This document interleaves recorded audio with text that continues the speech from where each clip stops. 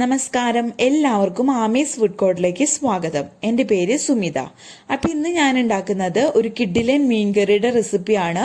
നമ്മൾ കല്യാണത്തിനൊക്കെ പോകുമ്പോൾ കിട്ടുന്ന നല്ല തിക്ക് ഗ്രേവിയോട് കൂടിയുള്ള നമ്മുടെ കിഡിലൻ മീൻ കറിയുടെ റെസിപ്പിയാണ്. അപ്പോൾ അത് സദ്യക്ക് കിട്ടുന്ന അതേ രുചിയിൽ എങ്ങനെയാണ് നമുക്ക് ഈസി ആയിട്ട് വീട്ടിലുണ്ടാക്കുന്നതെന്നും കൂടി നമുക്ക് നോക്കാം. അപ്പോൾ നമ്മുടെ മീൻ വറ്റിക്കാൻ വേണ്ടിയിട്ട് നമുക്ക് ആദ്യം തന്നെ ഉള്ളിയൊക്കെ ഞാൻ അരച്ചെടുക്കുകയാണ് ചെയ്യുന്നത്. അപ്പോൾ നമ്മുടെ കറിക്ക് നല്ല കൊഴുപ്പ് കിട്ടും. അതിന് വേണ്ടിയിട്ടാണ് കേട്ടോ ഇതൊക്കെ ആദ്യം തന്നെ അരച്ചെടുക്കുന്നത്. അപ്പോൾ മിക്സിയുടെ ജാർ എടുത്ത് വെച്ചിട്ടുണ്ട്. അതിലേക്ക് ഒരു 20 ചുവന്നുള്ളിയാണ്. ചെറുതായതുകൊണ്ടാണ് ഒരു 20 എണ്ണം എടുത്തിരിക്കുന്നത്. അപ്പോൾ വലുതാണെങ്കിൽ അതിനനുസരിച്ച് നിങ്ങൾ ചേർത്ത് കൊടുക്കാം.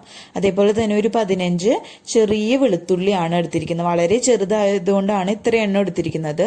1 കിലോ മീനാണ് ഞാൻ ഉപയോഗിച്ചിരിക്കുന്നത്. അപ്പോൾ അതിനനുസരിച്ച് ഞാൻ എടുത്തിട്ടുണ്ട്. അതേപോലെ തന്നെ ഒരു 5-6 പച്ചമുളക് ചേർത്ത് കൊടുക്കാം. അപ്പോൾ ഞാൻ എടുത്തിരിക്കുന്ന പച്ചമുളകിന് തീരെ എരിവ് ഉണ്ടായിരുന്നില്ല, അതുകൊണ്ടാണ് അത്ര എടുത്തിരുന്നത്. അതേപോലെ ഒരു വലിയ കഷ്ണം ഇഞ്ചി, പിന്നെ ഒരു തണ്ട് കറിവേപ്പിലയും കൂടി ചേർത്തിട്ട് ഇത് വെള്ളം ചേർക്കാതെ നമ്മൾ ഇത് നല്ല പേസ്റ്റ് പോലെ അരച്ചു കൊണ്ടുവരാം. ഇപ്പം ഞാൻ ഉള്ളിയൊക്കെ നല്ല പോലെ അരച്ച് കൊണ്ടുവന്നിട്ടുണ്ട്. അപ്പോൾ നിങ്ങൾ എരിവ് നോക്കിയിട്ട് അതിനനുസരിച്ചുള്ള പച്ചമുളക് എടുക്കാട്ടോ. ഇതേപോലെ നല്ല മഷി പോലെ അരച്ചെടുക്കാനും ശ്രദ്ധിക്കണം. അപ്പോൾ ഇത് നമുക്കൊരു സൈഡിലേക്ക് മാറ്റി വയ്ക്കാം. അപ്പോൾ അതേപോലെ തന്നെ ഞാൻ നമ്മുടെ കറിയിലേക്ക് വേണ്ടിയിട്ടുള്ള പുളി കുറച്ച് വെള്ളത്തിൽ നേരത്തെ തന്നെ കുതിർക്കാൻ വെച്ചിരുന്നു. ഒരു 5 വലിയ പുളിയാണ് എടുത്തിരിക്കുന്നത്. അപ്പോൾ പുളിക്കനുസരിച്ച് നമ്മളിത് ഉപയോഗിക്കാം കേട്ടോ. അപ്പോൾ ഇതും നമുക്ക് മാറ്റി വയ്ക്കാം. ഇനി നമുക്ക് മീൻ കറി റെഡിയാക്കാൻ തുടങ്ങാം. അപ്പം ഞാൻ ചട്ടിയിലാണ് ഇന്ന് മീൻ കറി റെഡിയാക്കുന്നത്.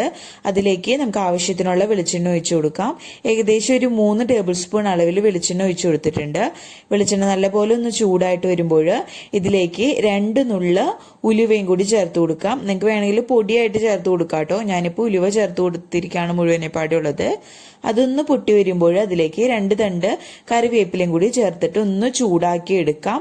അപ്പോൾ നമ്മൾ ഉലുവയൊക്കെ പൊട്ടിക്കുമ്പോൾ ലോ ഫ്ലെയിമിൽ വെച്ചിട്ട് വേണം ചെയ്യാൻ, അതില്ലെങ്കിൽ അത് പെട്ടെന്ന് കരിഞ്ഞു പോവും. അപ്പോൾ നമ്മുടെ കറിവേപ്പിലയൊക്കെ ഒന്ന് ചൂടായിട്ട് വന്നിട്ടുണ്ട്. ഇനി ഇതിലേക്ക് നമ്മുടെ പേസ്റ്റ് രൂപത്തിൽ വെച്ചിട്ട് നമ്മുടെ ഉള്ളിയൊക്കെ ഉണ്ടല്ലോ അത് ചേർത്ത് കൊടുക്കാം. എന്നിട്ട് ഇത് നല്ല പോലെ അങ്ങ് മൂപ്പിച്ചെടുക്കുകയാണ് ചെയ്യുന്നത്.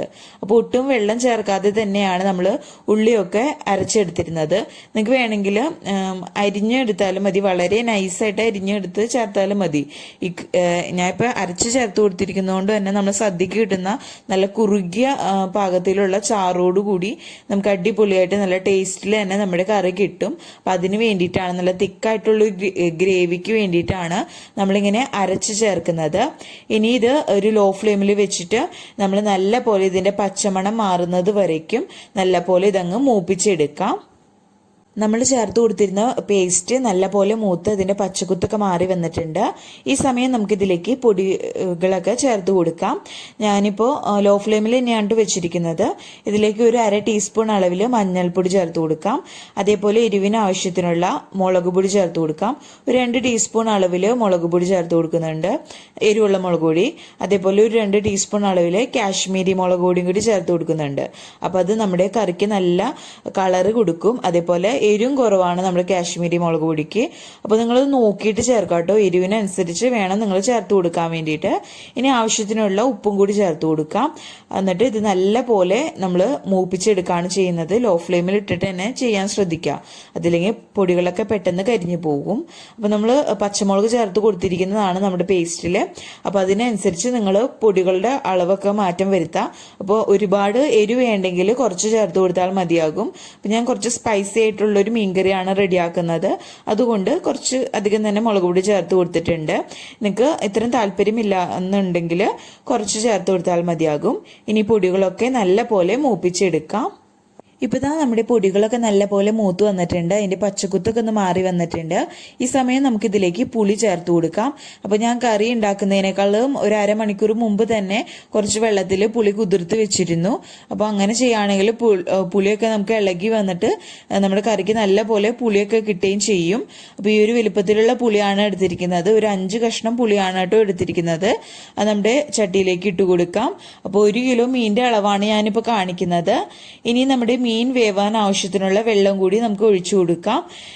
എന്നിട്ട് നമ്മൾ ഈ വെള്ളത്തിൽ ഇട്ടിട്ട് പുളി നല്ല പോലെ തിളപ്പിച്ചെടുക്കുകയാണ് ചെയ്യുന്നത്.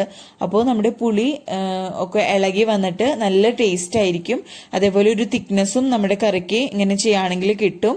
അപ്പോൾ ഓരോ നമ്മൾ എടുക്കുന്ന പുളി വ്യത്യാസം വന്നിരിക്കും കുടംപുളിക്ക്. അപ്പോൾ നിങ്ങൾക്ക് ഒരുപാട് പുളി കൂടുന്നു തോന്നുകയാണെങ്കിൽ ആ ഒരു സ്റ്റേജിൽ കുടംപുളിയുടെ കഷ്ണം എടുത്ത് മാറ്റിയാൽ മാത്രം മതിയാകും. അപ്പോൾ ഞാൻ 5 ചേർത്തു എന്ന് വെച്ചിട്ട് നിങ്ങൾ അതേപടി തന്നെ ചേർക്കരുത്. ഓരോരുത്തരുടെ പുളിക്ക് അനുസരിച്ച് വേണം, ഓരോരുത്തരുടെ ടേസ്റ്റിനനുസരിച്ച് വേണം പുളി ചേർത്ത് കൊടുക്കാൻ വേണ്ടിയിട്ട്.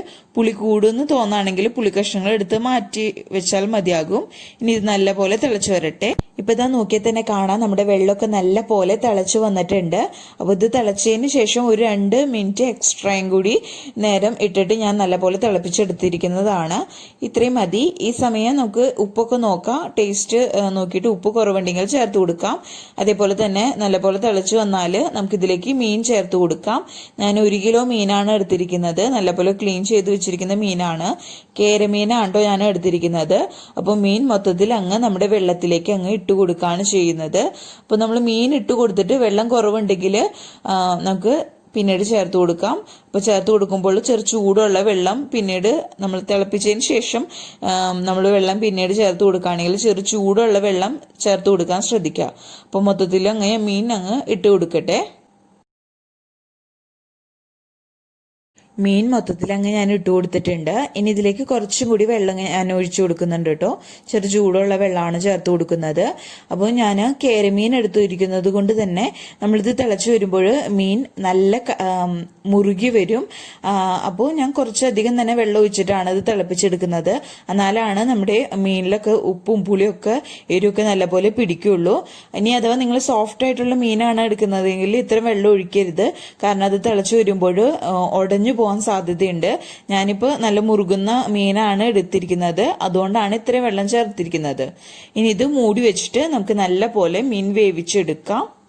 അപ്പോൾ നമ്മുടെ മൂടി ഒന്ന് തുറന്ന് നോക്കാം. അപ്പോൾ ഇടയ്ക്ക് കറി ഒന്ന് ചെക്കാനും മറക്കരുത്, അത് പ്രത്യേകം ശ്രദ്ധിക്കാം. അപ്പോൾ നമ്മൾ ഫസ്റ്റ് തൊട്ട് ഈ ഒരു സ്റ്റേജ് എത്തുന്നത് വരയ്ക്കും നമ്മൾ ലോ ഫ്ലെയിമിൽ വെച്ചിട്ട് തന്നെയാണ് കുക്ക് ചെയ്തിരുന്നത്. ഇപ്പോൾ ഇതാ നമ്മുടെ മീനൊക്കെ വെന്ത് വന്നിട്ടുണ്ട്. അതേപോലെ തന്നെ സൈഡിൽ നോക്കിയാൽ തന്നെ കാണാം നമ്മുടെ വെളിച്ചെണ്ണയൊക്കെ നല്ലപോലെ തെളിഞ്ഞു വന്നിട്ടുണ്ട്. അപ്പോൾ അതിനർത്ഥം നമ്മുടെ മീനൊക്കെ വെന്തു എന്നാണ്. അപ്പോൾ ഇത് കറക്റ്റായിട്ട് വെന്തിട്ടുണ്ട്. ഞാൻ ഉപ്പും പുളിയൊക്കെ നോക്കി, എരിവൊക്കെ കറക്റ്റായിട്ട് വന്നിട്ടുണ്ട്. അപ്പോൾ ഇനി അഥവാ നിങ്ങൾ എരിവ് കുറവാന്ന് തോന്നുകയാണെങ്കിൽ 2 പച്ചമുളക് കീറിയിട്ട് കൊടുത്താലും മതിയാകും. പുളി നോക്കാം. ഈ സമയം കൂടുതലാണെന്ന് തോന്നുകയാണെങ്കിൽ പുളി കഷ്ണം ഞാൻ പറഞ്ഞ പോലെ എടുത്ത് മാറ്റാം. ഉപ്പ് നോക്കാം, കുറവുണ്ടെങ്കിൽ ഈ സമയം ചേർത്ത് കൊടുക്കാട്ടോ. അപ്പോൾ ഇപ്പോൾ കുറച്ച് ലൂസായിട്ടാണ്, കുറച്ച് വെള്ളത്തിലാണ്, ചാറിലാണ് ഇരിക്കുന്നത്.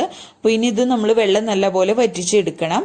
അപ്പോൾ ഇനി ഇത് ഹൈ ഫ്ലെയിമിലേക്ക് മാറ്റിയിട്ട് നമ്മളിത് തുറന്നിട്ടിട്ട് ഇതിലെ വെള്ളമൊക്കെ ഒന്ന് വറ്റിച്ചെടുക്കുകയാണ് ചെയ്യുന്നത്. അപ്പോൾ ഈ സമയം കുറച്ച് കറിവേപ്പിലും കൂടി ഇതിലേക്ക് ചേർത്ത് കൊടുക്കുന്നുണ്ട്. എന്നിട്ട് ഇതിലെ വെള്ളമൊക്കെ ഒന്ന് വറ്റിച്ചെടുക്കാം. ഇപ്പോൾ ഇതാ നമ്മുടെ മീൻകറി ആവശ്യത്തിനുള്ള വെള്ളം വറ്റി വന്നിട്ടുണ്ട്. അപ്പോൾ നിങ്ങൾക്ക് ഒരുപാട് വെള്ളം വറ്റിക്കണേ, അപ്പോൾ നിങ്ങൾക്ക് എന്തോരം തിക്നെസ് വേണം അതിനനുസരിച്ച് മീൻ വറ്റിച്ചെടുക്കാം കേട്ടോ. അപ്പോൾ ഞാൻ ഇത്തിരി ചാറോട് കൂടിയിട്ട് തന്നെയാണിത് ഫ്ലെയിം ഓഫ് ചെയ്യുന്നത്. അതേപോലെ തന്നെ നമ്മൾ മീൻ അധികം കുത്തി ഇളക്കാതിരിക്കാൻ ശ്രദ്ധിക്കുക. പാത്രം ഒന്ന് അനക്കി കൊടുത്താൽ മതിയാകും, അതില്ലെങ്കിൽ മീൻ പൊടിഞ്ഞു പോകാൻ സാധ്യതയുണ്ട്. അതേപോലെ അവസാനമായിട്ട് ഞാൻ കുറച്ച് കറിവേപ്പിലയും കൂടി ചേർത്ത് കൊടുത്തിട്ടുണ്ട്. ഇപ്പോൾ നമ്മുടെ കഷ്ണങ്ങളൊക്കെ നല്ലപോലെ ഉപ്പും മുളകും ഒക്കെ പിടിച്ചിട്ടുണ്ട്. ഞാൻ ഫ്ലെയിം ഓഫ് ചെയ്തിട്ടുണ്ട് കേട്ടോ. മൺചട്ടി ആയതുകൊണ്ടാണ് ഇങ്ങനെ കിടന്ന് തിളച്ചുകൊണ്ടിരിക്കുന്നത്.